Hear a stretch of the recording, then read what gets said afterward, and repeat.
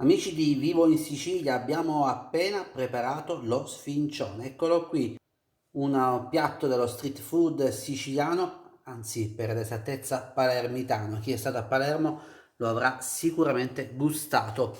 Noi l'abbiamo fatto più volte, ma questa volta insieme al team di Vivo Mangiando e all'associazione Vivo in Sicilia abbiamo voluto prepararlo a casa.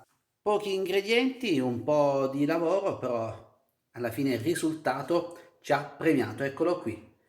Tra gli ingredienti le cipolle, ne abbiamo utilizzate 5-6, poi abbiamo l'origano, il formaggio, ma anche la mollica e poi le acciughe. Questi gli ingredienti principali, assieme naturalmente alla salsa, un po' di pazienza nella lievitazione, ma alla fine questo è il prodotto finale.